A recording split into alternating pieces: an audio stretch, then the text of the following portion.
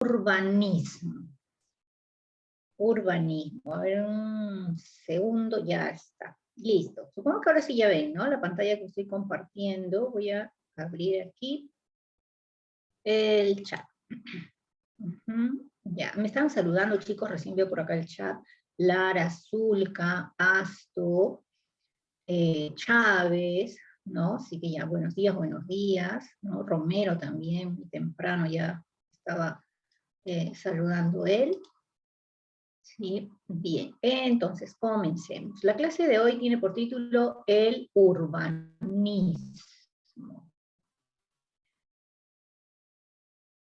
Bien, para entender el urbanismo hay que conocer el contexto. Estoy segura que muchos se van a sentir identificados con este contexto, con la realidad que nos rodea o que en muchos casos formamos también parte de ella, ¿no? Así que esta es la última clase de literatura peruana. Con la clase de hoy terminamos lo que es literatura peruana, ¿no? Y la clase de hoy es el urbanismo, específicamente la generación del 50. Generación del 50. Antes de comenzar, a ver, yo les pregunto, ¿qué es lo que ustedes ven en esta imagen? ¿Qué comentario me pueden hacer acerca de la imagen que están viendo? Voy a cerrar aquí las ventanas de las camaritas.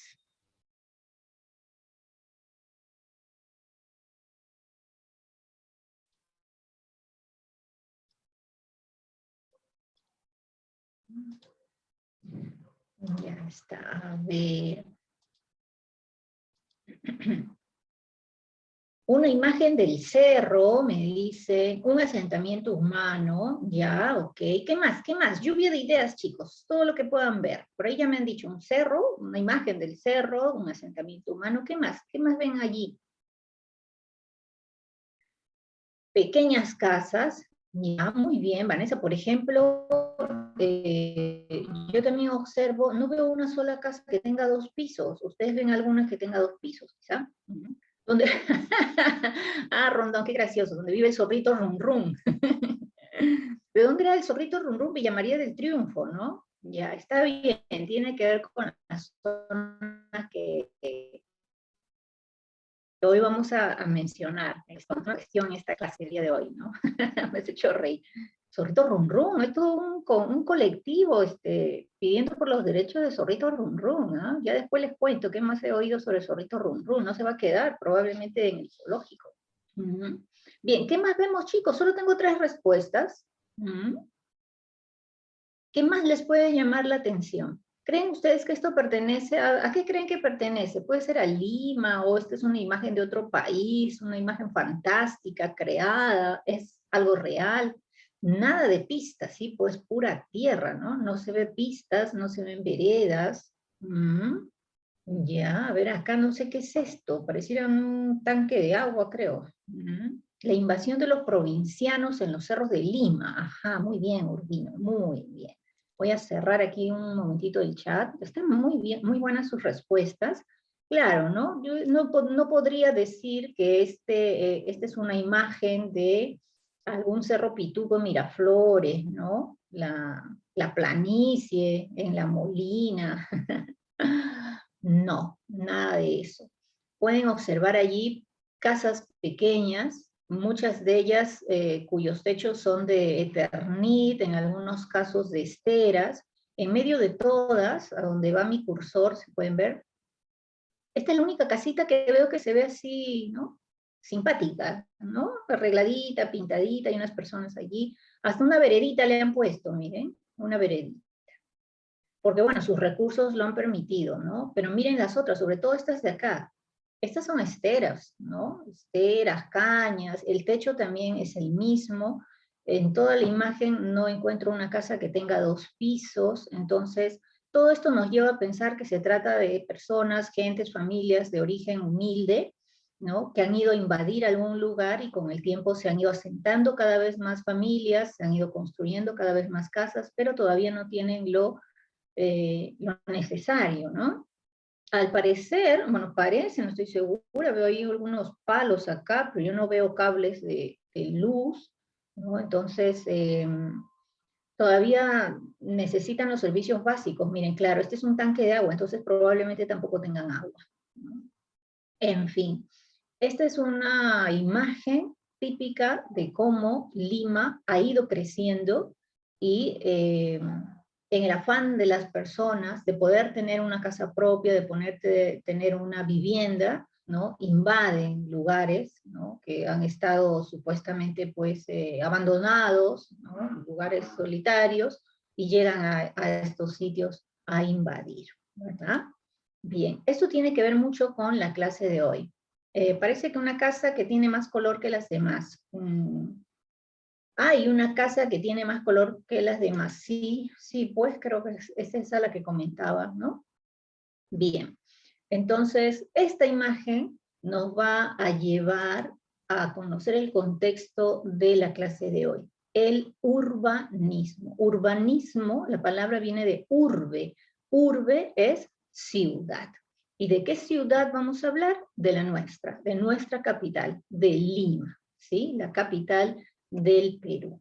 Entonces, primero, ¿qué es? ¿No? ¿A qué se le da el nombre de urbanismo? Dice aquí que corresponde a la literatura citadina, la literatura urbana, ¿no? La de la ciudad, aquella que va dejando de lado al indigenismo, es decir, ya no vamos a hablar del escenario del indio, que eran los Andes, ¿no? Los lugares, las serranías, ¿no? O la región sierra de nuestro país, ya no.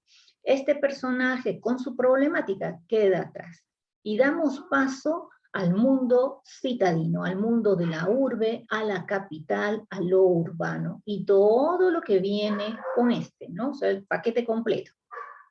Aquí nos menciona 1940, siempre recuerda, siempre te lo he dicho, son siempre fechas referenciales, puede ser un poquito antes, un poquito después, es un aproximado de 1940. ¿Qué es lo que sucede en nuestro país?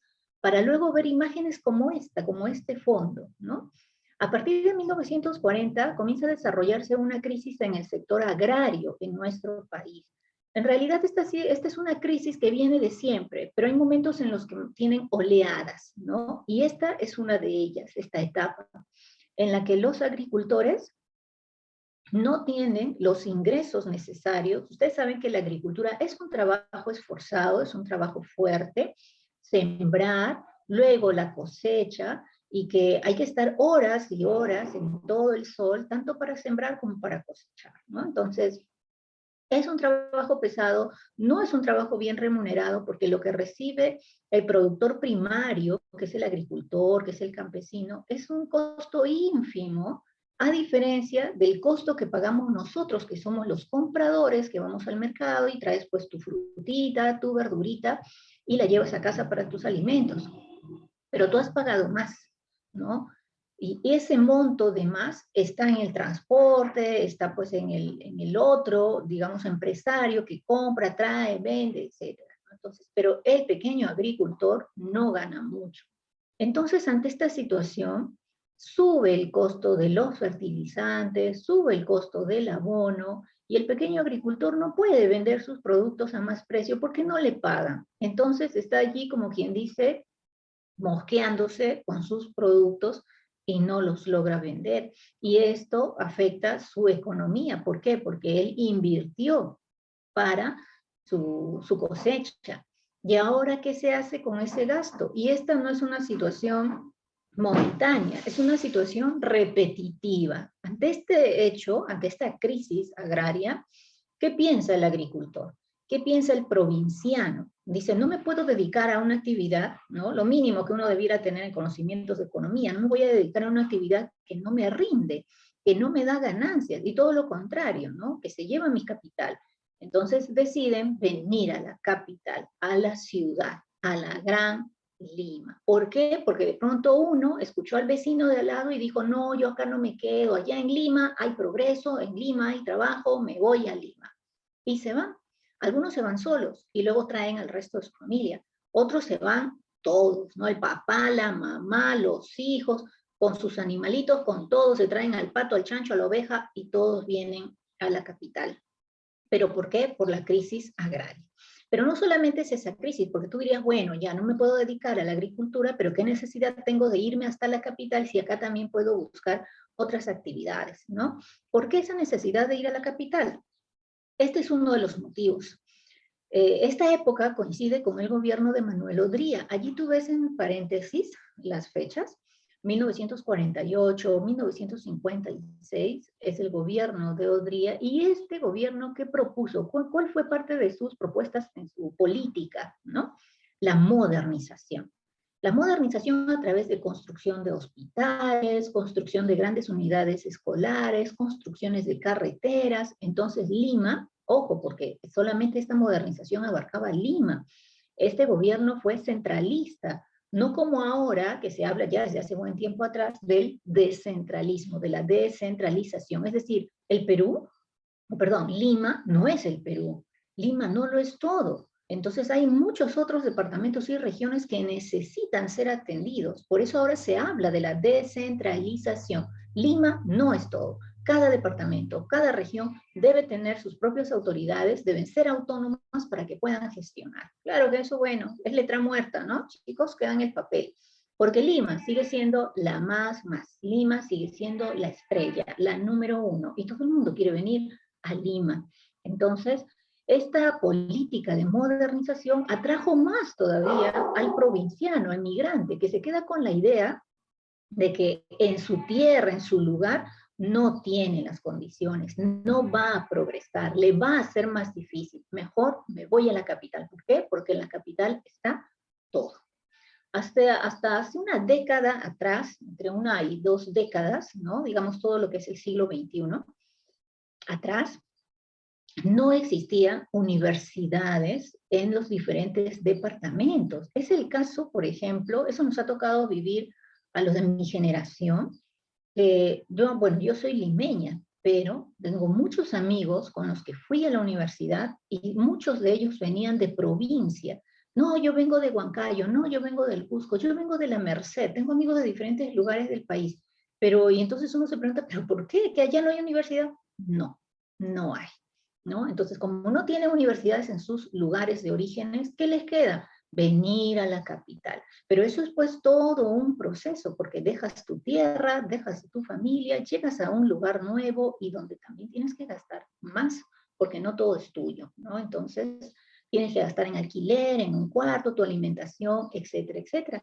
Esta situación, que es la política de modernización de Odría, más la crisis en las regiones, sobre todo crisis agraria, ¿no? Y económica, es lo que hace que la gente migre, que el provinciano deje su pueblo, su provincia, su lugar de origen y venga a la capital. ¿Con qué objetivo? Con un mejor estilo, en la búsqueda de un mejor estilo de vida.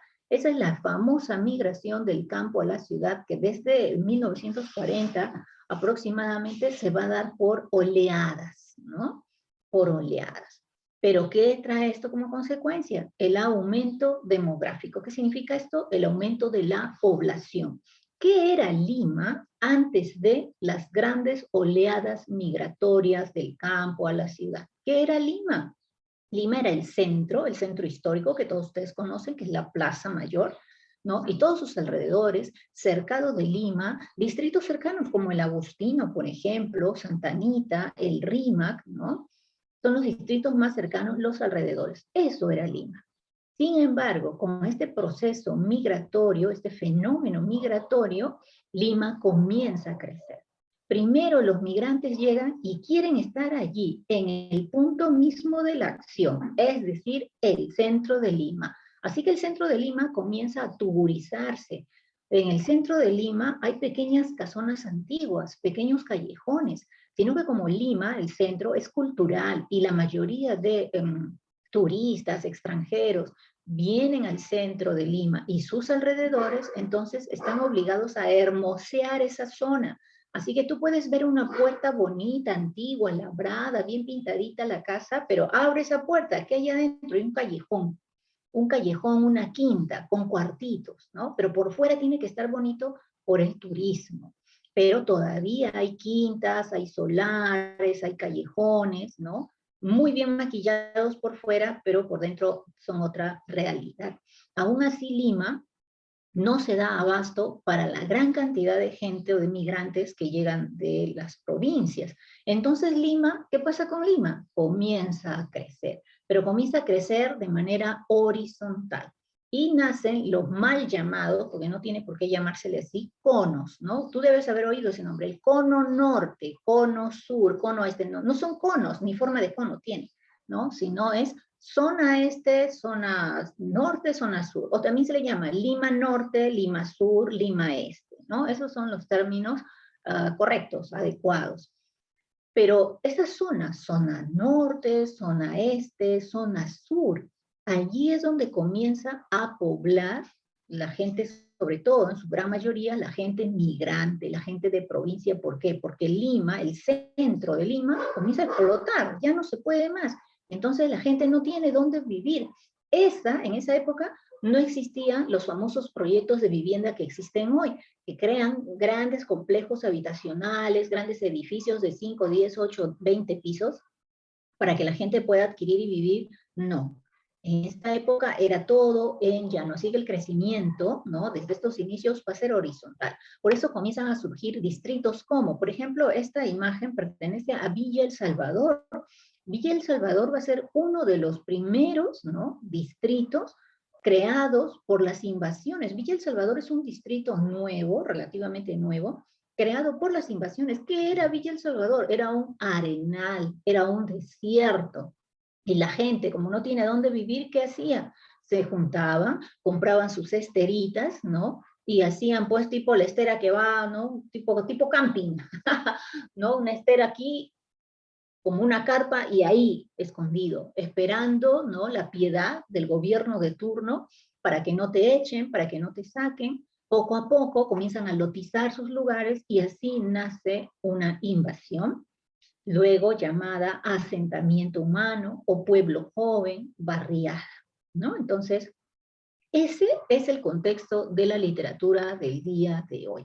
Cómo Lima ha ido creciendo, cómo van surgiendo nuevos sectores, ¿no? Suburbanos se les dice, porque no son los típicos sectores urbanos tradicionales, no, sino nuevos sectores, pero que corresponden a la gente más necesitada, a la gente con menos recursos. Este crecimiento horizontal ya en la actualidad continúa, porque no vamos a decir que el migrante ya se olvidó y se quedó allá en su pueblito, en su tierrita, no, sigue llegando, la gente sigue llegando a la capital, pero les conviene, por ejemplo, mira, Villa El Salvador, Villa María del Triunfo, Comas, Lurín, por ejemplo, Pucusana, son distritos ya muy lejanos del centro de la capital. ¿Dónde está la mayor fuerza de empleo y de trabajo? En el centro. El mayor movimiento comercial en el centro. Entonces, si yo llego, voy a invadir o me voy a un pueblito, a un distrito lejano, me voy hasta Comas, kilómetro 22, y tengo que trabajar en el centro de Lima, es demasiado, no me conviene, ¿no? Entonces, ya Lima no se puede expandir más. Es más, la gente ya no se quiere ir a vivir tan lejos de Lima, todo el mundo quiere estar donde está la acción. Entonces, Lima ahora sí ya comienza a crecer de manera vertical. El gobierno, los sucesivos gobiernos últimos, los últimos gobiernos se han dedicado a crear construcciones, complejos habitacionales. Por ejemplo, para que más o menos se den una idea de qué estoy hablando, todos los que viven en el Agustino o Santa Anita, alrededores, saben que en el Agustino hay un centro comercial, no me acuerdo cómo se llama, pero ahí está, por ejemplo, Metro, está Totus, ¿no? Y frente a Totus, a Metro, hay una urbanización, ¿no? Un complejo habitacional. Eso ha sido creado por el Estado, quienes compraron estos departamentos pequeños tuvieron que pagar un bono, ¿no?, de Mi Vivienda, que es del Ministerio de Vivienda, les ofrece un bono, les dice, bueno, el departamento cuesta tanto, pero tú vas a pagar un poquito menos, ¿no? Y se les ayuda. ¿Para qué? Para que puedan tener una casa propia, un espacio propio, un departamento, y no estén viviendo de alquiler y alquiler. Ese complejo habitacional, creado en el Agustino, de ese tipo hay muchos, en todas partes de Lima, como también está la empresa privada que crea, construye y vende, pero eso obviamente a quien no tiene muchos recursos no le conviene, porque es una inversión mayor. Entonces Lima comienza a crecer, ¿sí? Y la literatura, tú dirás, bueno, Missy, ¿qué tiene que ver aquí la literatura? ¿No? Mire, por ejemplo, acá en estas imágenes. Les había dicho que Lima crece de manera horizontal, pero los cerros no se salvan. Lima es un desierto, ¿no? Digamos, rodeado por muchos cerros. Y los cerros también van a estar en la mira de los invasores. Y se crean viviendas como las que ves en estas imágenes. Por ejemplo, en el Agustino hay varios cerros. El Cerro El Pino, que está por la cuadra 3, por allí. También están los cerros de Catalina Huanca, ¿no? Quizá alguno de ustedes vive por ahí o cerca, pero o conoce. Yo tengo una amiga a la que no visito hace mucho tiempo, pero en época escolar a mí me encantaba ir a la casa de mi amiga que vivía en Catalina Huanca, en una parte alta, porque en verano, cuando salía el sol, se veía el mar, era hermoso. Yo decía, wow, esto es ¿no? Un paisaje, pero espectacular. Ah, claro, pero tú no tienes que subir todos los días. Le digo, ya, pues sacas piernas, ¿no? Haces ejercicios, ¿no? Pero efectivamente sí, pues hay dificultad, ¿no? Porque hay que subir escaleras, imagínate una persona mayor o una persona con discapacidad o una madre que tenga un niño con discapacidad, las cosas se ponen más difíciles, eso es muy cierto. Pero también con el tiempo, hasta en los cerros se han construido las pistas, ¿no? Y llega hasta la combi, ¿no? La mototaxi, etcétera. Así como se ven aquí, ¿no? Pequeña en la imagen de la izquierda, ¿no? Se ve unas escaleras, ¿no? Unas canchitas deportivas, algunas casitas todavía, algunas de concreto, otras de madera. Por ejemplo, en la imagen de la derecha, todas están casi parejitas, ¿no? Hechas así de maderita. Así comienzan, ¿no? Y con el tiempo van mejorando, van construyendo. Hoy, por ejemplo, puedes tú pasar por la avenida Ribagüero y alcanzas a ver en los cerros casas muy bien construidas, 2 pisos, 3 pisos, se ven pero enormes casotas. Yo me quedo asombrado, wow, ¿no? Qué bien, o sea, sinónimo de progreso, ¿no? Pero progreso que ha costado esfuerzo, ¿no? Nada ha caído del cielo. Por lo general son gente provinciana, gente trabajadora. Pero no vamos a meter a todos en la misma situación, es decir, no todos, si tú ves asentamiento, pueblo joven, invasión, las casas en los cerros, los distritos ya lejanos y nuevos, no todo es producto de la invasión, o perdón, de la migración, ¿no? Sino de los propios limeños, ¿no? Vives en Ribagüero, ya, entonces de Ribagüero, por ejemplo, podrás ver un compañero, un colega de la plana de literatura, me decía, si ustedes han llevado clases en el local central, que está en Ribagüero, en el local central, en el último piso estaba el kiosquito, la cafetería, ¿no? Atendido por la excelentísima señora Luisa y su hermana, pero ahí hay un balcón, y tú de ese balcón ves todo el paisaje, el cerro, ¿no? Mi compañero me decía, esta es una imagen de portada. Así que cuando volvamos, yo le voy a tomar una foto y me la voy a quedar así de recuerdo, así todo ese paisaje, se ve clarísimo, porque ese ya es del cuarto piso, ¿no? Se ve todo el cerro. Entonces, aquellos que viven en el Agustino deben saber, estoy segura que saben muy bien de qué estoy hablando, ¿no? De esta realidad que está muy cercana a nosotros, que probablemente formamos parte de, ¿no? Tuve una oportunidad cuando dictaba clases a los chicos de academia, eh, uno de ellos me decía, ay, profesora, pero no diga nada porque por acá les va a dar roche, dándome a entender de uno de sus compañeros que vivía en el cerro. Y bueno, a mí eso no me parece, ¿no? Porque tú puedes vivir en la punta del cerro, en una chocita hecha de esteras, pero eso no tiene por qué avergonzarte. Es parte de tu realidad en este momento y que no tiene por qué ser parte de tu realidad más adelante. Por eso que ustedes están estudiando, ustedes se están esforzando. ¿Para qué? Para que luego opten por una carrera, para que luego tengan un trabajo estable y puedan, ¿no? Solventar, ayudar, mejorar, salir quizá de una zona que nunca te ha gustado o que en la que no quieres seguir y buscar pues nuevos horizontes, ¿no? Entonces esa es la idea, ¿no? No podemos vivir avergonzados de la familia, del apellido, del hogar, de la casa. No. Todos tienen que pensar que todo es en un determinado momento y si no es positivo, tienes mente positiva, ¿no? Emprendedora de salir adelante, las cosas te van a ir bien, ¿no? Pero hay que pensarlo así, ¿no? No como, ay, la vergüenza, el complejo, no, para nada, nada de eso, no es correcto, ¿sí? ¿Cuántas historias? Por ejemplo, ¿no? La historia de Dina Paucar. Ella es parte de ese fenómeno migratorio. Dina Paucar, una cantante folclórica, a ver, luego voy a buscar una música, a ver, para saber si la reconoces, o en casa, ¿no? Ya luego preguntas al papá, a la mamá, a la abuelita, el tío, ¿Quién es Dina Paucar? ¿No? Es una cantante folclórica, guanuqueña. Ella llega de Huánuco, viene a la capital y comienza a trabajar vendiendo emolientes.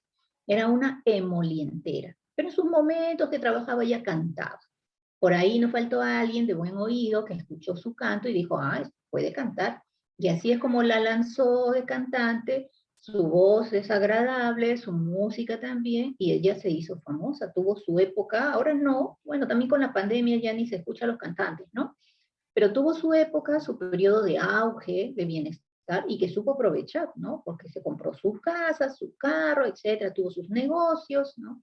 Y se hizo, no vamos a decir que se hizo rica, pero sí se hizo una persona pues pudiente, ¿no? Que ya tiene más acceso a beneficios, más privilegios, etcétera. Claro, a costa de su trabajo, no, no todo es fácil, ¿no? Pero esa es la historia que muchas veces se quiere vender, ¿no? Que vienes a la capital para ser una gran estrella, para alcanzar el éxito, para ser un gran empresario. No siempre es así. Hay muchos factores digamos, en cuestión, ¿no? Pero la gran mayoría de provincianos que viene a la capital, ese es su sueño, ¿no? Ese es su anhelo, ¿no? El progreso, el bienestar, el éxito, ¿sí? Bien, entonces, por eso al inicio les había comentado, ¿no? Del nacimiento de estos nuevos sectores suburbanos, las barriadas, los pueblos jóvenes, los asentamientos humanos, ¿sí? Y les había puesto esta música, ¿no? Pero ahora ya más que la música, ¿no? Al menos la primera parte, que es la presentación, más que el cantante, es la letra, ¿no? ¿Y qué es lo que representó este hombre, ¿no? En la música. Así como hablamos de este movimiento literario, que es el urbanismo, que habla de estos hechos, también en la literatura hubo pues una especie de urbanismo representado por Chacalón, ¿no? Entonces escuchen esta primera parte, a ver, es solo un partecito de todo el video, a ver que cargue. No sé con qué señal de internet estoy en este momento. Ah, sí, estoy de Movistar. Creo que Movistar está lento. Está bien lento.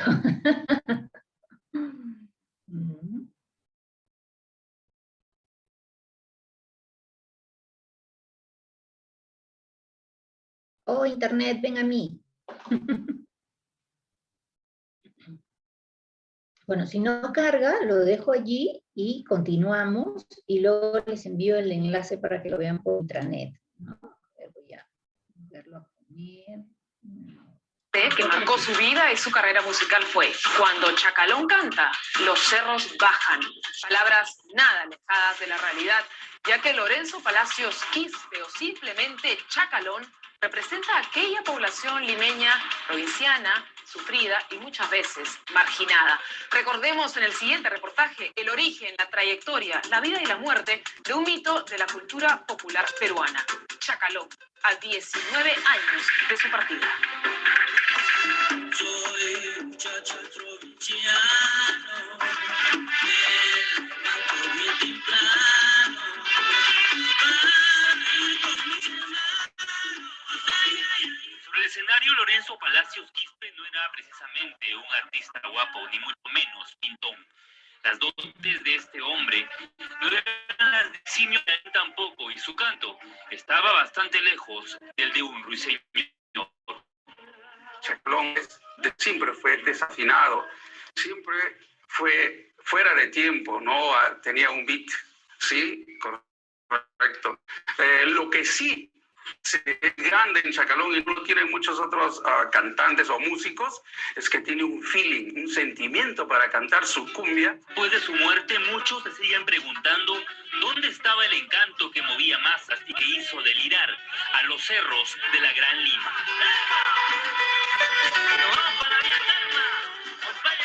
De cantante, te voy a decir, lo tenía de carisma. Chacalón resumía en su voluminosa y chirriante figura el diario sufrimiento de los peruanos pobres, desposeídos y marginados. Ya está. Bien, chicos.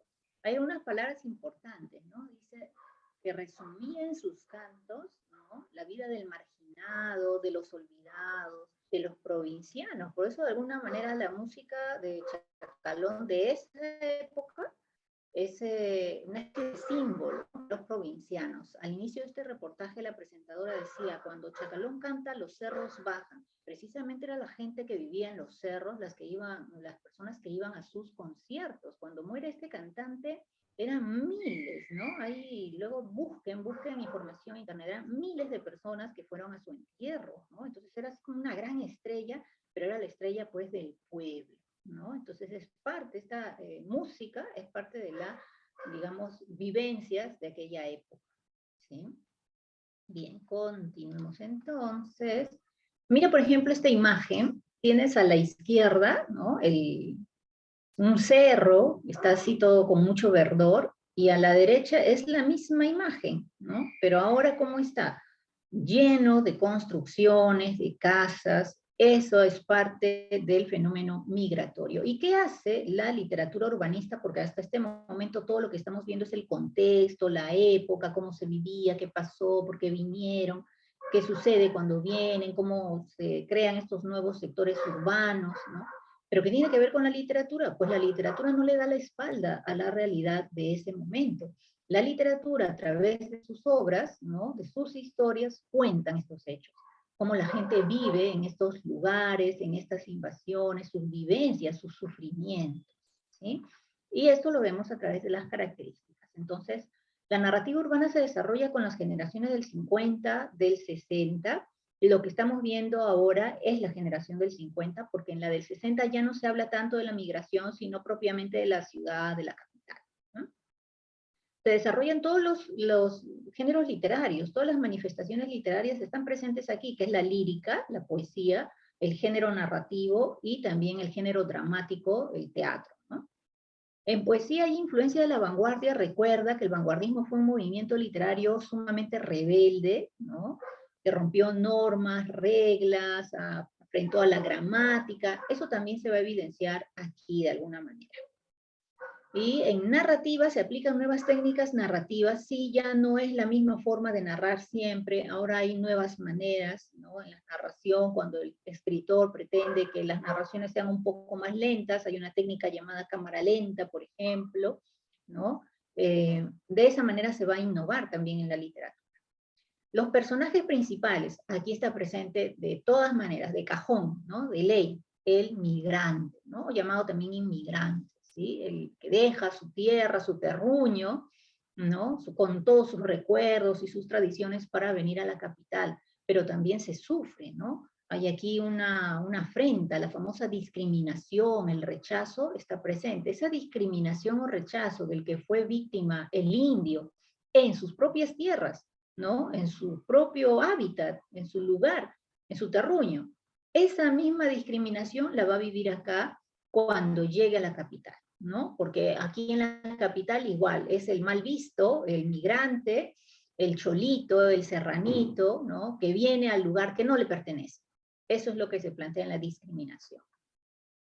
Y por último, ¿cuál es la visión que se tiene de Lima? No se ve a la capital con buenos ojos, sobre todo los ojos del migrante. Lima es una especie de monstruo, Lima es una especie de devoradora, ¿no? Un monstruo que se devora a los provincianos. ¿Pero para qué? Es que el provinciano que viene con su pato, su gallina, su chancho, su oveja, y para subsistir se los va comiendo, se va acabando lo que trae, sus recursos, ¿no? Pero una vez que se acaba, tiene que trabajar sí o sí. Uno no gana mucho, otro gasta bastante, porque Lima es una ciudad cara, nuestra capital es una ciudad cara, ¿no? En tu pueblito, ¿no? En tu terruño, para llegar a trabajar vas caminando, regresas caminando, todo está cerca, pero en la capital, a ver, vete a trabajar a Comas, kilómetro 22 todavía. Tienes que subir al transporte urbano, sí o sí. Entonces Lima es cara, es costosa, tanto en transporte, en alimentación, etcétera, en vivienda, ¿no? Ni que se diga.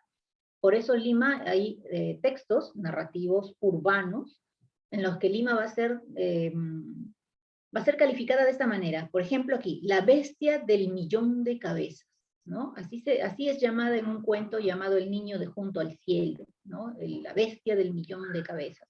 Julio Ramón Ribeiro, por ejemplo, la llama la gran mandíbula. O sea, imagínate, como una enorme boca que te come, te traga. ¿Por qué? porque te va a explotar, ¿no? O sea, si quieres vivir en Lima, tienes que pagar, tienes que gastar. Nadie vive en Lima gratis, ¿no? Entonces, si el provinciano lo sabe bien. Así que esas son las características del urbanismo. Esta literatura, chicos, tiene varios representantes. Acá te voy a mencionar los más importantes, ¿no? Y en las, digamos, en los géneros. Por ejemplo, en narrativa. En narrativa está el iniciador. ¿Quién es el iniciador del urbanismo? ¿No? Es Enrique Congrines, ¿no? Así que recuerda, él es el iniciador. Fíjate el título de su obra, dice Lima, hora cero, ¿no? Lima, hora cero. ¿Por qué Lima, hora cero? Él llamaba hora cero al momento, es una especie de punto de quiebre desde que comienzan las migraciones a la capital, ¿no? Desde que las migraciones comienzan, desde que el provinciano llega a vivir a Lima, esa es otra etapa, eso es una nueva época, un nuevo periodo, así que a partir de ese momento vivimos la hora cero, y luego el tiempo comenzará a correr, ¿no? Continuará. Entonces, a eso se le llama así. Él habla en una de sus obras de un asentamiento humano, cómo se lleva a cabo una invasión, cómo ese asentamiento humano la gente le va a poner de nombre esperanza.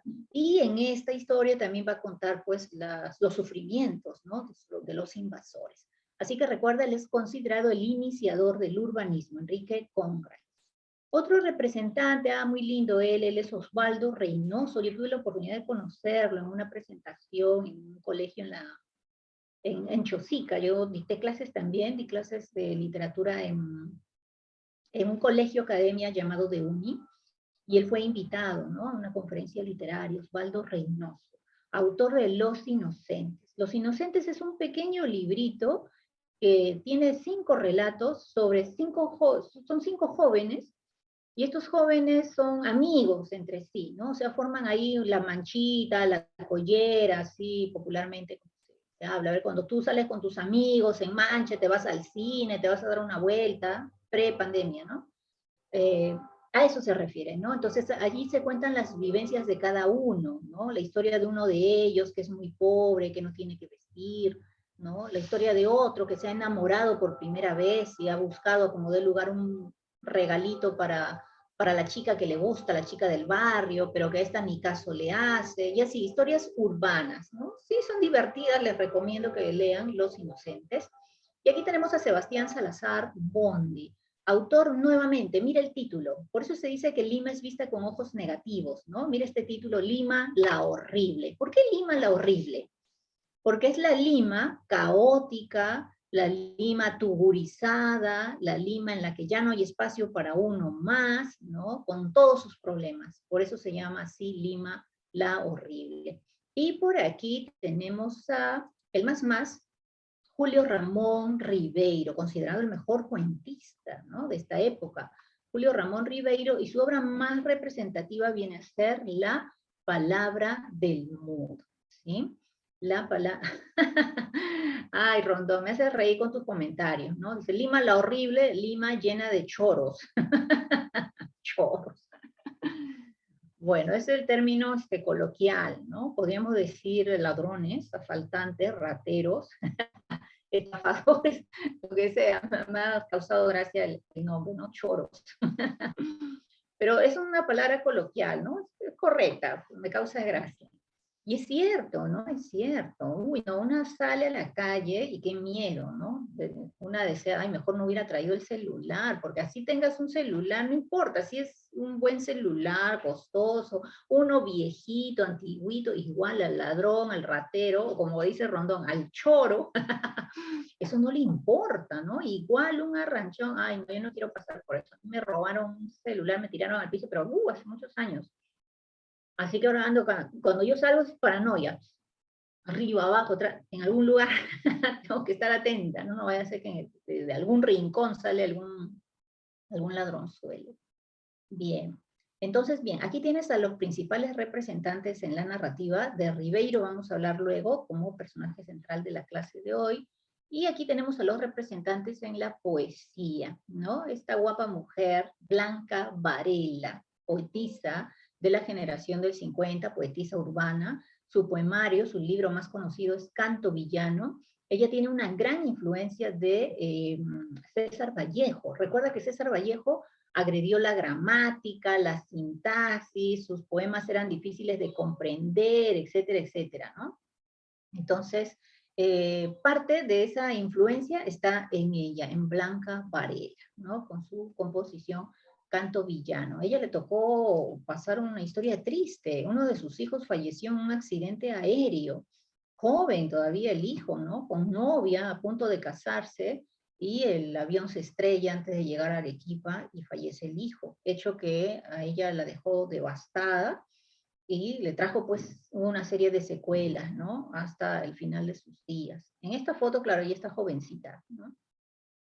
Pero muere ya a una edad más, ¿no? Aquí otro, un poeta, un lírico, representante de la generación del 50, Juan Gonzalo Ross, con su obra La Luna. Por aquí tenemos a Alejandro Romualdo, ¿no? Las creaciones de Alejandro Romualdo también son interesantes, urbanas, tiene mucho que ver también con la, digamos, la presencia afro en nuestro país, ¿no? Su libro más conocido es Edición Extraordinaria, y para terminar, José Eduardo Eyelson con su libro Rey, ¿no? Todos son poemarios. El teatro no tuvo, existió, sí, pero no tuvo muchos representantes, ¿no? El más importante aquí es Enrique Solari Swain, con su obra Coyacocha, donde se habla de las mineras, ¿no? Ahora que está de moda, ustedes no sé si ven las noticias, siempre es bueno informarse, nadie te pide que te quedes prendido a todo el noticiero, Canal N, las 24 horas, no, pero siempre es bueno informarse, saber, ¿no? ¿Qué va pasando en nuestro país? Ahora está en polémica esto de las empresas mineras, que el gobierno quiere cerrar algunas empresas mineras, otro sector del gobierno plantea que no debiera ser así, que es como siempre, ¿no? La lucha entre el ejecutivo y el legislativo. Pues en esta historia, Coyacocha, se habla, ¿no? Del trabajo en las minas y cómo muere un hombre en este trabajo de las minas, ¿sí? Bien, entonces ahí tienes tú a toda esta gama de representantes del urbanismo, y el principal, de quien vamos a hablar hoy, el protagonista de la clase, viene a ser Julio Ramón Ribeiro, ¿sí? Allí lo tienes, a Julio Ramón Ribeiro. Mira, ve con su maquinita de escribir. ¿Alguno de ustedes alguna vez ha usado esas maquinitas de escribir, o ya solamente ha usado la famosa computadora, el teclado de la computadora? Yo he usado maquinita de escribir, me acuerdo, ayudaba a mi tío que hacía trámites de vehículos, ¿no? Y yo le escribía, tipeaba con esta maquinita que era un chiste, había que girar, cambiar la cinta, que si la cinta era roja, si la cinta era negra, ¿no? Así como la ves allí en esa imagen, ¿no? Me trae nostalgia. Hoy ya son objetos obsoletos, ¿no? Bien, Ribeiro es limeño, él nace en Santa Beatriz, en el cercado de Lima, en 1929.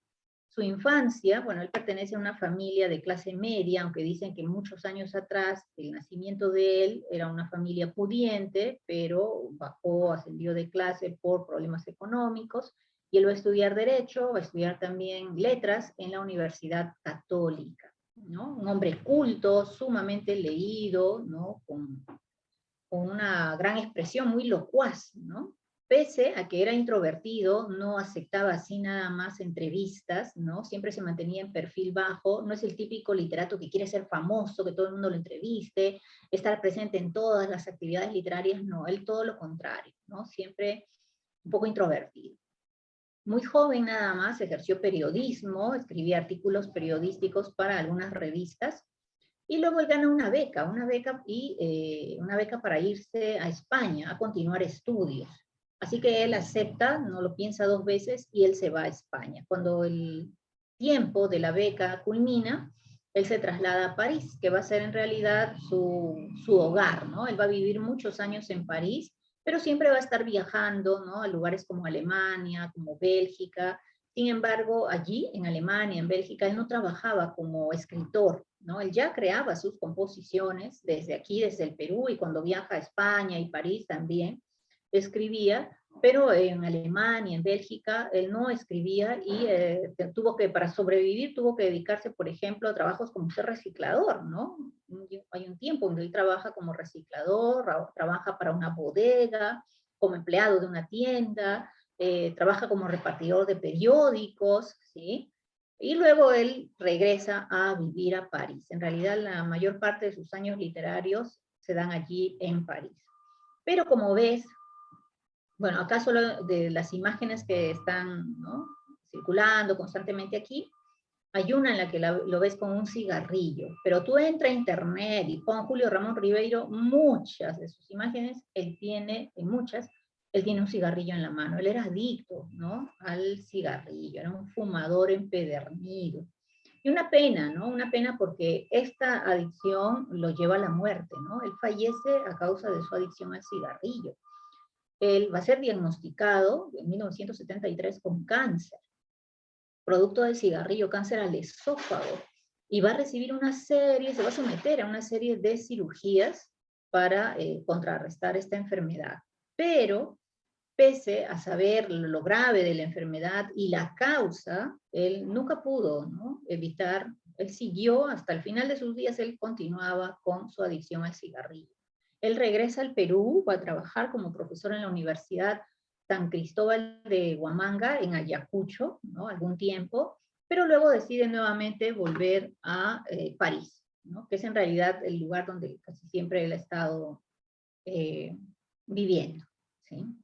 Mira, en 1994, donde gana uno de los premios literarios más importantes, es también el año de su muerte, ¿no? Él fallece debido a esta adicción, a esta adicción al cigarrillo, ¿no? Así acaban los días de Julio Ramón Ribeiro. Bien, estaba chequeando aquí, que creo que alguien tenía el micrófono encendido. Solo tuvo un hijo, ¿no?, que él cuenta, el hijo, lo entrevistan al hijo en una oportunidad, y le preguntan, ¿no?, ¿qué significado ha tenido para ti ser el hijo de Julio Ramón Ribeiro? Bueno, él habla muy orgulloso de su padre, pero hay una historia, una anécdota, ¿no?, que se quedaba a veces Ribeiro tan absorto en su mundo literario, que en una oportunidad su esposa tenía que trabajar y no podía encargarse del niño de 6 añitos, Julito, y es Julio Ramón Ribeiro quien debe llevar a su hijo al parque. Así que el hijo va corriendo, se pone a jugar y él se sienta a leer sus periódicos, sus revistas, termina de leer, se olvida que tiene al hijo en el parque y se regresa a su casa. Y cuando entra, la esposa le dice, ¿y Julito? Y él le entró un escalo terrible, que se fue corriendo, regresó al parque a recuperar a su niño, que ni cuenta se había dado porque él seguía jugando, ¿no? O sea, así de absorto y de distraído podía ser algunas veces. Pero con qué cariño lo dice el hijo, que dice, bueno, este hecho no puede ser para juzgar a mi padre, que fue un mal padre, un buen padre, no, para mí fue un buen padre, ¿no? Así que anécdotas de la vida de Julio Ramón Ribeiro. Bien. A ver, esperamos un ratito que de pronto no responde el PowerPoint. Le ha dado un virus, algo. Decía, algo más. Él se hace merecedor de varios premios, ¿no? Él gana el Premio Nacional de Literatura, el Premio Nacional de Cultura, él va a ser representante incluso de la UNESCO también, va a ser un representante de esta entidad, y también gana pues el último premio que les decía que era el más importante, ¿no? Aquí está en el 73, Premio Nacional de Literatura, en el 83, Premio Nacional de Cultura, y es por ello que forma parte de la UNESCO, y en el 94, que fue el año de su muerte, él gana este premio llamado así, Premio de Literatura Latinoamericana y del Caribe Juan Rulfo. Este premio, como es extenso el título, es más conocido como el Premio Juan Rulfo, ¿no? Este es el nombre completo, pero todo el mundo lo conoce como el Premio Juan Rulfo.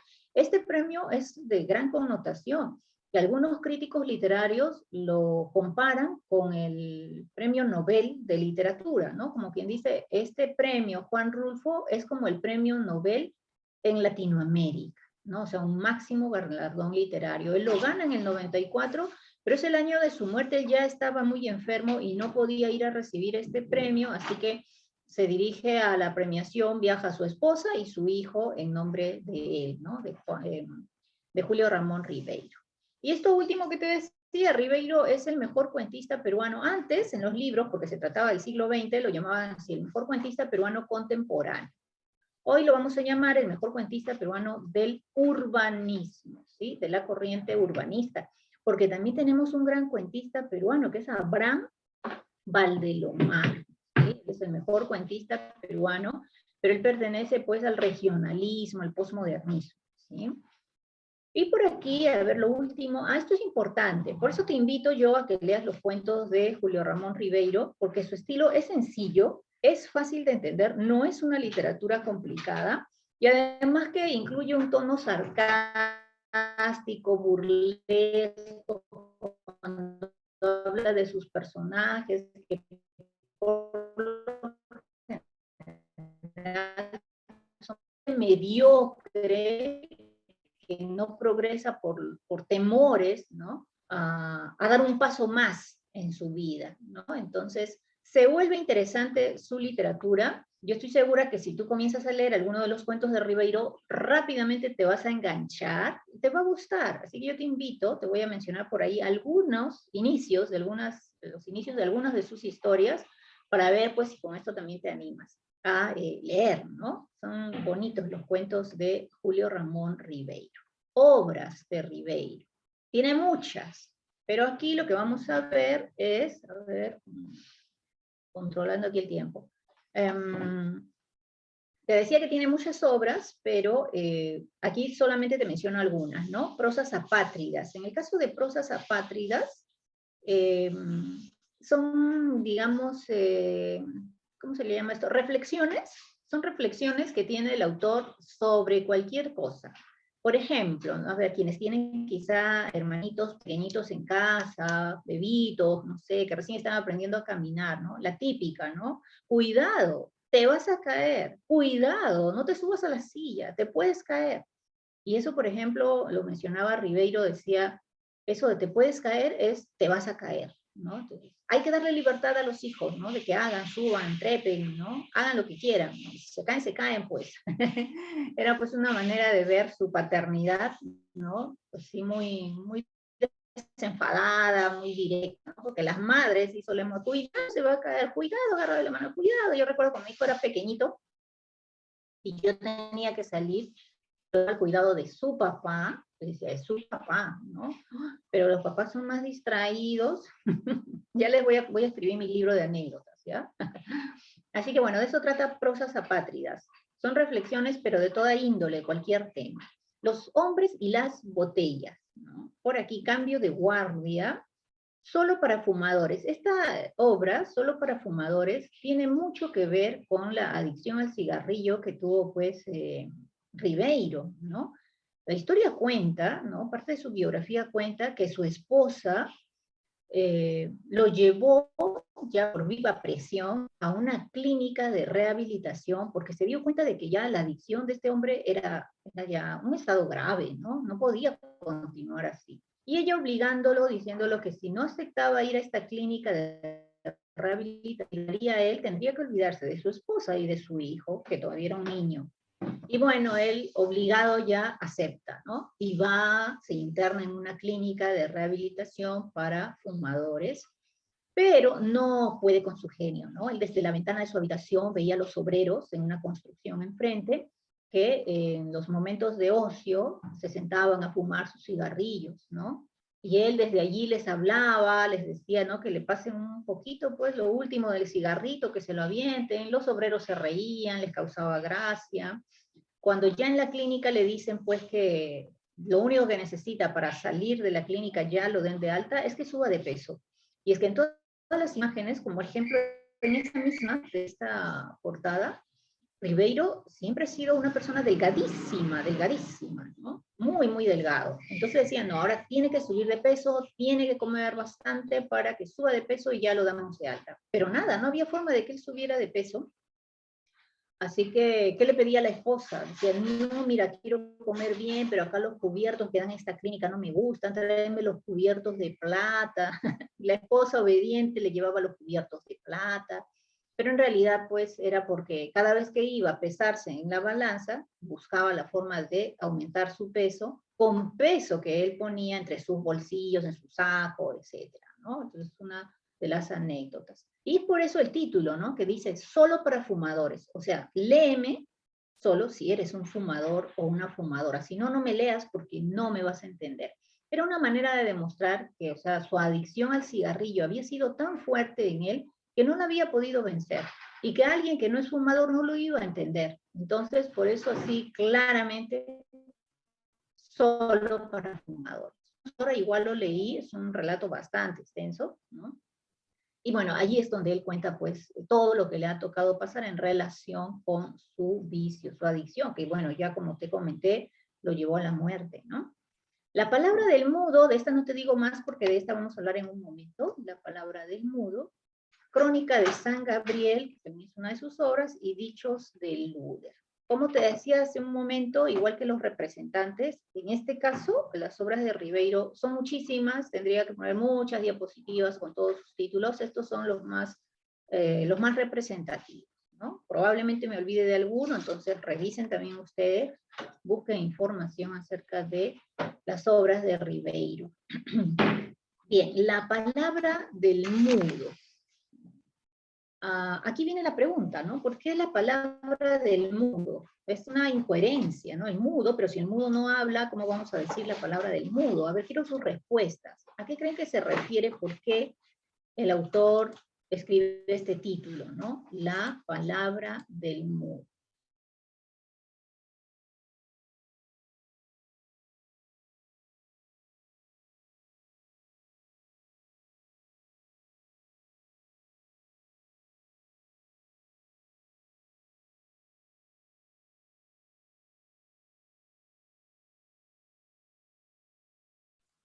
Chicos, no leo sus respuestas. Nadie sabe, no tiene idea de por qué la palabra del mudo. ¿A qué creen que hace referencia el autor? Cuando Julio Ramón Ribeiro lleva su obra, antes, ahora no sé si ya los escritores usan su computadora, ¿no? Pero la mayoría de escritores lo que hacían eran manuscritos, hojas sueltas, que van y llevan a la editorial, la entregan así un paquetón de hojas, y la editorial se encarga de ordenar, de editar y convertirlo en un libro. Eso es lo que hacen las editoriales, ¿no? Entonces, cuando Julio Ramón Ribeiro lleva sus manuscritos para ser convertidos en un libro, el dueño de la editorial, el editor, le hace la pregunta de ley, ¿no? Que es la que yo estoy preguntándoles a ustedes, ¿no? Y ahí va. ¿Por qué la palabra del mudo? Pregunta el editor. Y Julio Ramón Ribeiro le da una respuesta. Pero antes de leer la respuesta, yo les preguntaba a ustedes, ¿no? ¿Qué entienden por la palabra del mudo? ¿A qué creen ustedes que se refería el autor? ¿Tiene alguno de ustedes una idea, chicos? A ver, respuesta, ¿qué pasó? No leo nada. Luna, Zulca, Guaranga, ¿quiénes más están por acá? Chávez, García, Urbino, Pérez, Gutiérrez, ¿no? Creo que estoy sola yo en la clase. 34 menos 2, 32 participantes. Y nadie escribe nada, chicos. No puedo hablar solamente yo. A ver, respuesta.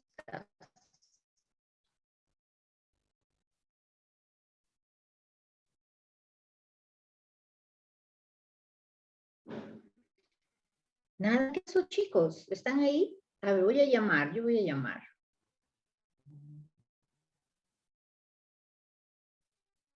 A ver, Ventura Sandoval. ¿Tienes una idea, Anthony Ventura? ¿Por qué el autor le pondría la palabra del mudo a su obra? Vanessa, quizá, Vanessa Asto.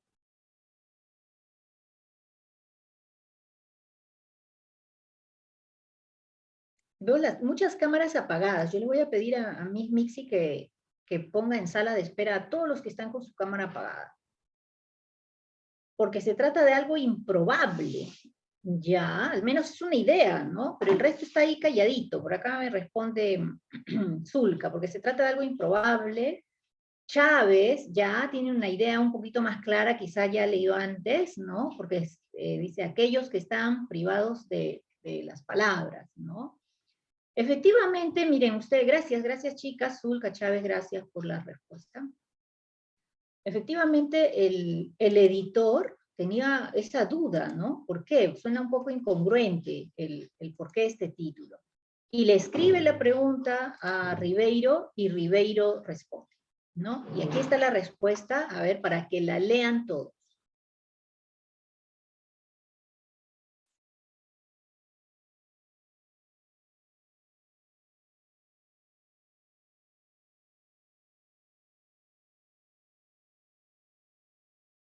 A ver, leyendo.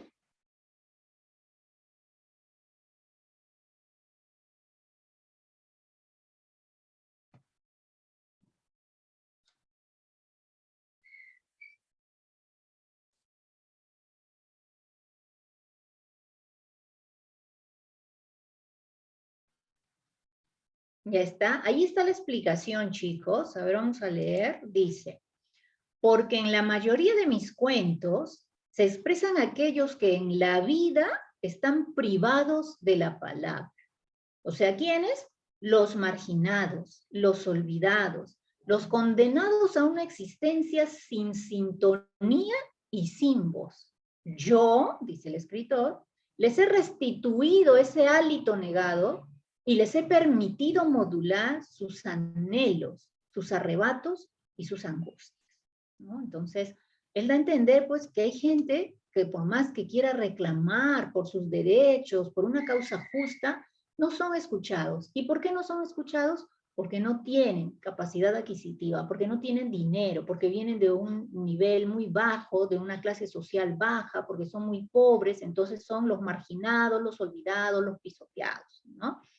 Los condenados, dice, a una existencia sin sintonía y sin voz. ¿Cuántas veces, chicos, hemos visto en las noticias gente que sale a reclamar, vecinos que piden por algo, por ayuda, por el exceso de la delincuencia? Por ejemplo, los vecinos de San Juan del Lurigancho, que no es una, sino ya varias veces, cuyas casas quedan inundadas con aguas de desagüe, porque Sedapal no pone buenas tuberías, o porque son muy antiguas y no las cambian, y ellos son los perjudicados, ¿no? Entonces, a eso se refiere Ribeiro, ¿no? Que a través de sus obras él les va a restituir ese derecho, ¿no? Del reclamo, ese derecho que ha sido negado por las autoridades, por los gobiernos, por los poderosos, pero él a través de sus obras va a poner sobre el tapete esas historias de cómo sufre la gente de estos sectores medios o bajos, ¿no? A través de sus obras vamos a conocer, los vamos a escuchar. Por eso se titula así La palabra del mundo. Qué bonito, ¿no? A mí me ha encantado la explicación y bueno, el ingenio del autor para escribir, pues, para ponerle el título a esta obra. Bien, La palabra del mudo, chicos, es un conjunto, es una colección de cuentos, ¿no? Son muchos cuentos, ¿por qué? Porque a lo largo de la vida literaria de Ribeiro, él creaba un conjuntito de 10 cuentos, por decir, y los publicaba. Luego salían 10 cuentitos más, también los agregaba a esa primera colección. Es decir, esta ha sido una colección que ha ido creciendo, ha ido engordando y se le ha ido agregando en nuevas ediciones más cuentos, ¿sí? Pero son muchos cuentos. Entonces me dice, ¿es una colección de cuentos? Sí, aquí tenemos algunos títulos. Los gallinazos sin plumas, que los vamos a ver en un momento. Al pie del acantilado. Por ejemplo, este cuento a mí me gusta, pero también me da pena. Al pie del acantilado cuenta la historia de un hombre con su familia, 2 hijos. No figura aquí la esposa, la madre, no está. El padre y sus 2 hijos. No tienen a dónde vivir. La dueña del cuarto que les alquilaba a ellos los ha echado por falta de pago, los botó. Y ahora con todos sus cachivaches, con todas sus cosas, caminan por ahí sin saber qué hacer. De pronto este hombre ve una higuerilla, una planta, caminando por la playa, por Chorrillos, por el acantilado, ¿no? Y ve una planta, una higuerilla, y él dice, donde crece una higuerilla, también puede vivir uno, porque la higuerilla crece, es fuerte, y donde sea, puede crecer, puede salir adelante, ¿no? La plantita. Entonces, también nosotros. Y es así como él decide invadir el acantilado de la playa de Chorrillos. Ahí, al pie del acantilado, ahí está él, ¿no? Se establece con sus 2 hijos ya grandes, iba trayendo una esterita, una maderita, un triplé y un cartón, así va creando pues, ¿no? su covachita, ¿no? Su cabañita. Pero de pronto se da cuenta que ya no es el único, que alguien más lo copió, alguien más que no tiene una vivienda, y también se acerca a vivir allí, también con sus cositas, y de pronto ya no es una familia, sino 2, 3, 4, 10, toda una hilera que ha habitado allí. Cuando de pronto la municipalidad de Chorrillos se da cuenta de esto, las autoridades los invitan a irse, les dicen, ustedes no pueden vivir aquí, esto no es un lugar para habitar al pie del acantilado, ahorita se derrumba y todos quedan muertos, no pueden hacer eso, tienen que salir. Pero ellos pues se atrincheran en el lugar, no quieren moverse de allí. Los hijos le proponen al padre limpiar la playa. Si ellos limpian la playa, van a venir los bañistas, ¿no? Los playeros, y esto los va a ayudar porque les pueden cobrar, ¿no? A ellos. Y efectivamente, los bañistas llegan y encuentran una playa limpia, todos los residuos, las basuritas, todo lo han recogido el padre y los hijos, y se alegran y dicen, ya está bien, nosotros vamos a darles, como quien dice, una propinita, ¿no? Pero mantengan siempre la playa limpia. Así que ese va a ser su ingreso, su trabajo, el trabajo de estas personas. Pero ya los bañistas también exigentes, ¿no? Dicen, ya no basta que esté bonita, limpia la playa, la arena, el mar. También en el mar hay basuritas que llegan, cosas perdidas, objetos, también. Entonces también se meten, van nadando y van sacando, ¿no? Los, digamos, desperdicios o residuos que hay en el mar.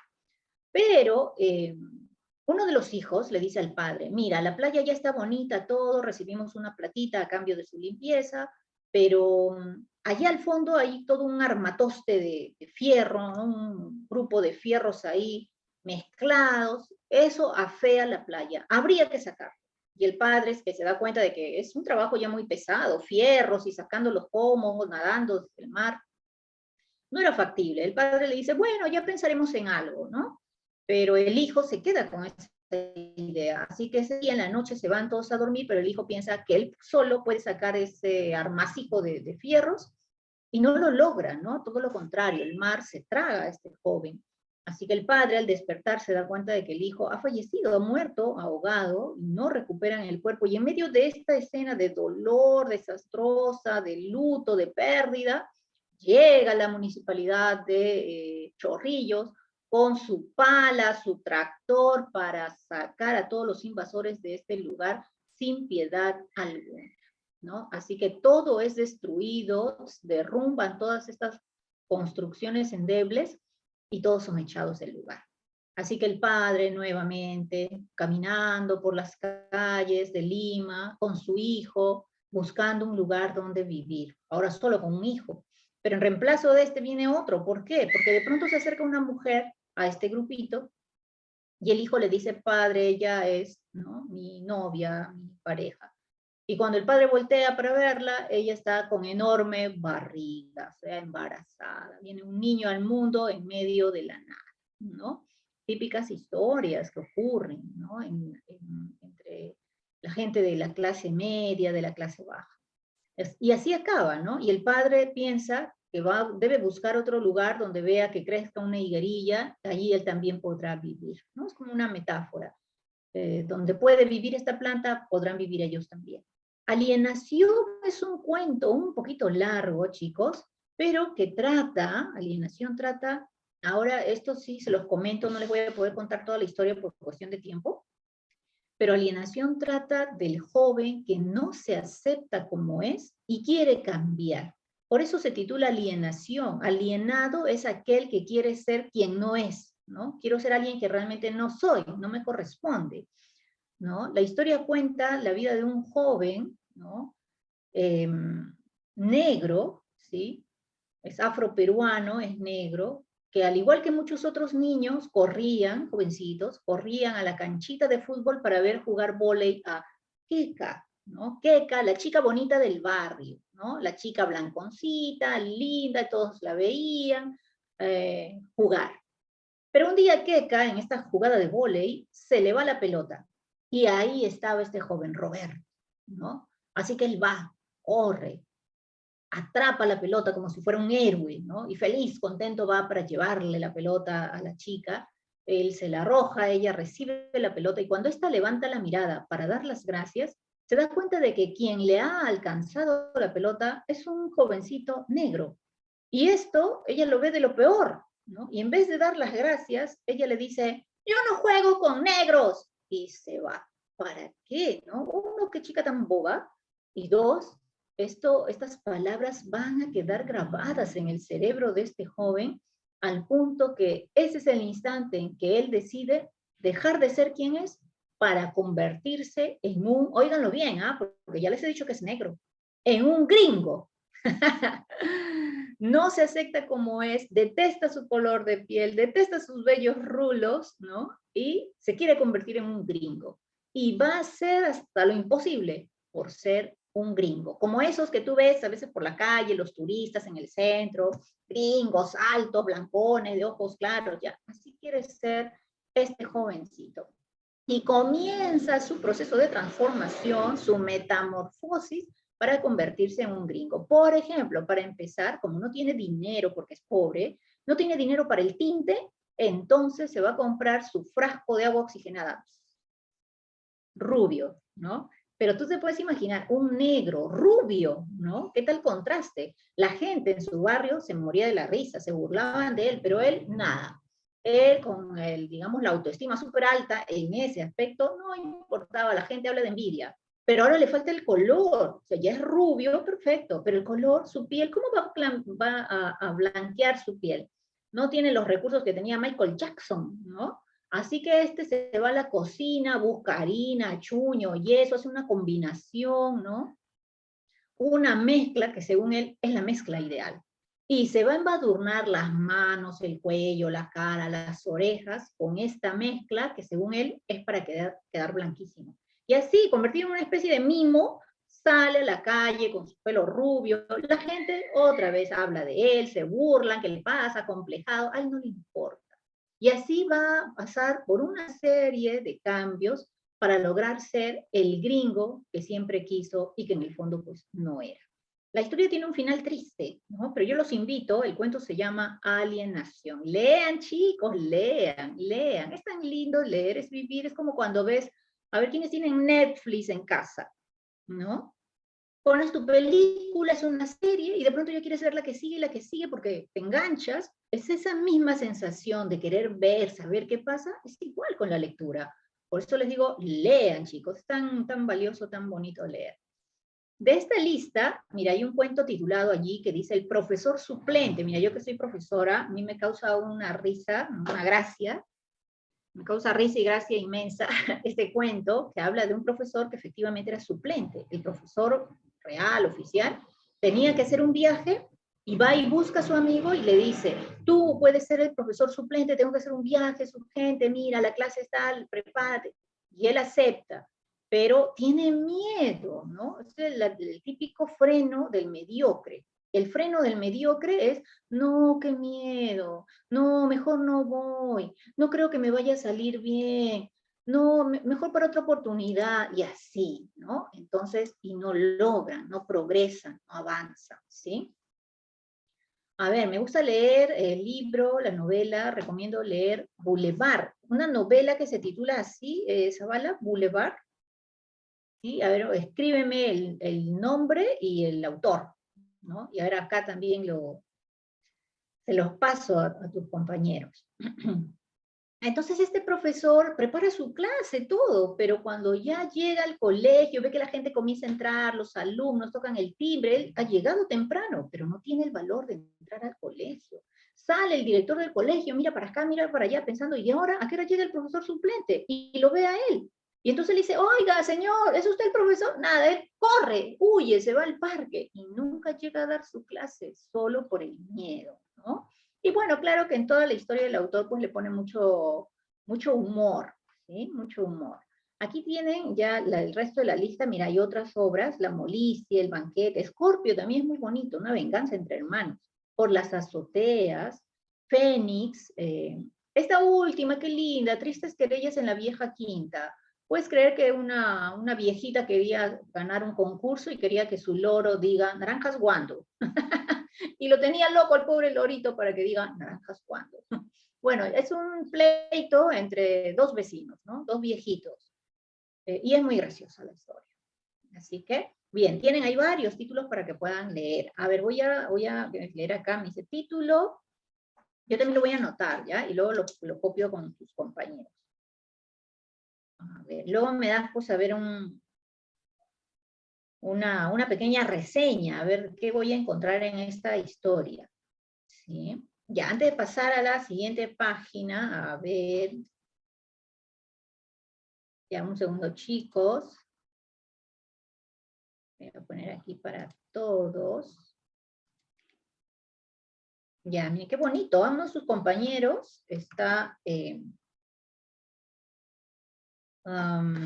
recomendando esta lectura, la obra, y ahí está lo he puesto para todos en el chat, Boulevard y la autora, ¿no? Es Flor M no sé qué, Salvador. Nunca he escuchado, ¿ah? No he escuchado, pero yo ya lo tengo aquí anotado, voy a investigar.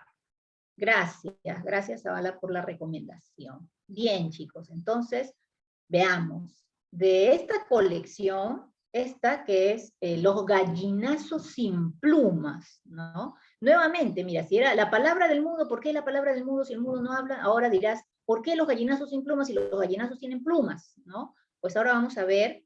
Es muy interesante. Ok, Zavala, gracias. Terminé con mi estabilidad emocional. No puede ser, Caxire, a ver, me has llamado mucho la atención, ¿no? Las obras siempre son para crecer, a veces nos emocionan, nos conmocionan. Yo les contaré que lloré hasta el cansancio cuando en secundaria me recomendaron, ni siquiera era una tarea de la clase o algo, me recomendaron que leyera Mi planta de naranja lima. Qué tristeza, pero qué dolor, qué pena, qué ganas de meterme en el libro para ayudar a este niño, ¿no? A Cecé, un niño que sufre tanto, tanto. Oh, no, Dios mío. Pero todo esto siempre te dan enseñanzas, ¿no? De que hay que salir adelante, no te puedes dejar vencer, ¿no? Por nada.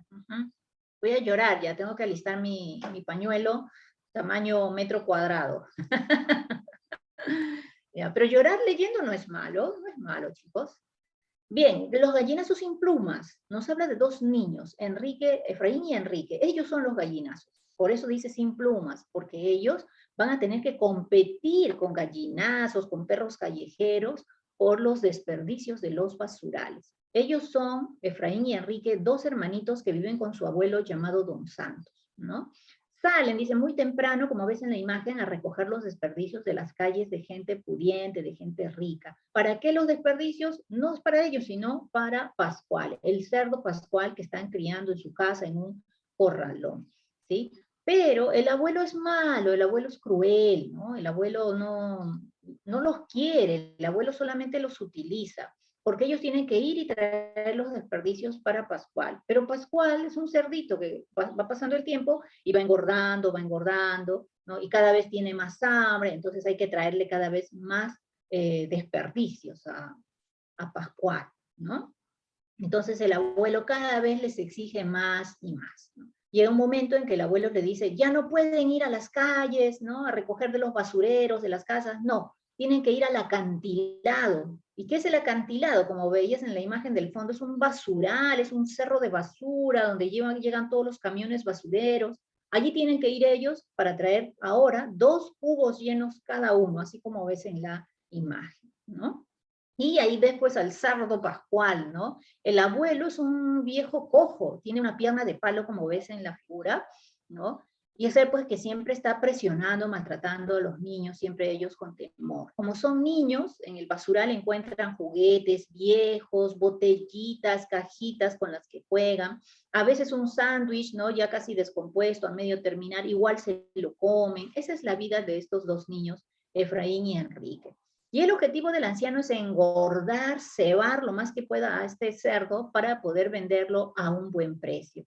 Ese es su objetivo. Por eso es que el cerdo en esta historia simboliza la capital que oprime, que exprime, pero también simboliza símbolo de avance, de progreso, ¿no? De una mejor condición económica, porque al venderlo ellos ganarían, pues, ¿no?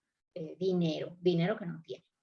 Pero una oportunidad en la que ellos van a estos cerros, a estos, digamos, basurales, Efraín pisa en un lugar donde un vidrio, un pedazo de vidrio le corta el pie, la planta del pie, y así cojeando va a llegar al corralón. Cuando el abuelo se entera de esto, el abuelo está furioso, ¿no? Enojado, porque es una persona menos que va a trabajar en traer los desperdicios, y eso lo incomoda, lo molesta, ¿no? Él está furioso, está muy enojado, y es por eso que los maltrata, los golpea, los amenaza, ¿no? Por ejemplo, Enrique le dice, está bien, abuelo, yo voy a ir yo solo a traer los desperdicios. Y el abuelo dice, ya, enojado, pero él puede salir, ¿no? Es más, Enrique carga a su hermano apoyado en un brazo y así cojeando, pero se dan cuenta que en realidad es difícil, es imposible, ¿no?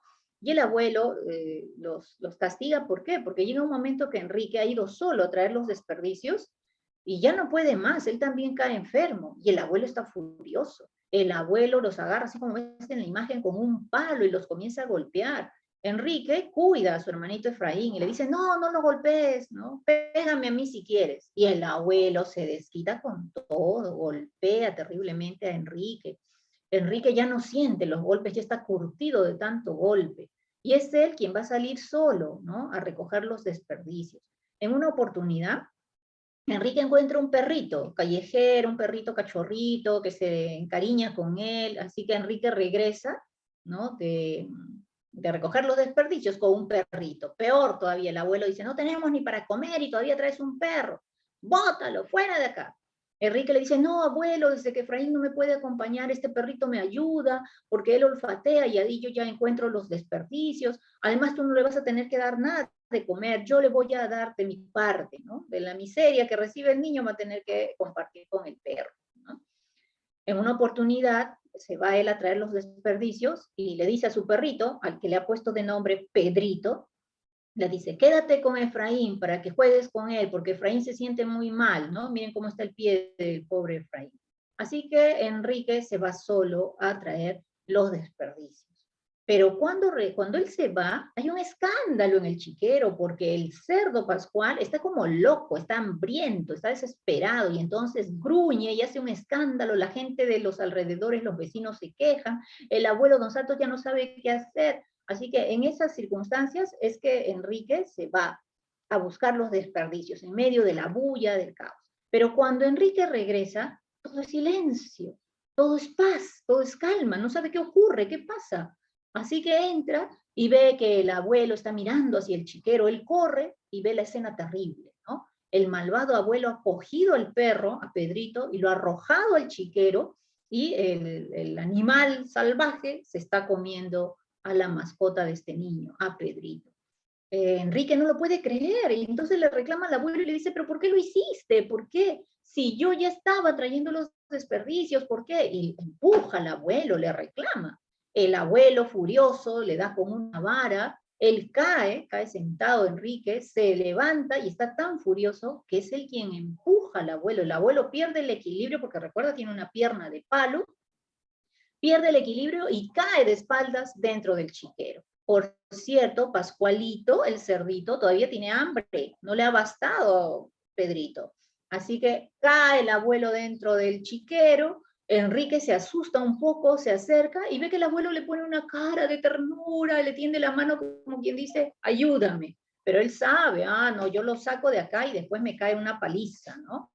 Tiene miedo, quiere acabar con esta historia de una vez por todas. Y es por eso que Enrique huye, no hace caso pedido de ayuda del abuelo, y él huye, va a la habitación donde está un colchón tirado en el piso, saca a su hermano Efraín, que le dice, ¿qué pasó? Escuché que ladraba Pedrito, y él no le quiere contar nada, solo lo sujeta, y así cojeando salen los dos, ¿no? Bien abrazados, el autor acá lo describe como si fueran un solo cuerpo, bien pegaditos los dos hermanitos, y huyen de este corralón mientras escuchan los gritos del abuelo. En la historia no se dice claramente que el cerdo se haya devorado al abuelo, solo se escucha una especie de batalla, menciona el autor, ¿no? Pero estos niños salen y ven la gran ciudad, y así la describe el autor, como una gran mandíbula. Es que la ciudad es eso para ellos, ¿no? Va a ser un monstruo, ¿no? Y ellos van a ser víctimas de este monstruo, de esta capital, ¿no? Hambrienta, que solamente quiere más y más oprimir a los que menos tienen. Así que este es el final de este cuento, Los gallinazos sin plumas. Bien, chicos, hemos concluido entonces la clase. Ingresen al, a lo voy a dejar de compartir aquí, ingresen al temático que está fácil, quien ha estado atento toda la clase puede responder muy bien y fácilmente, ¿sí?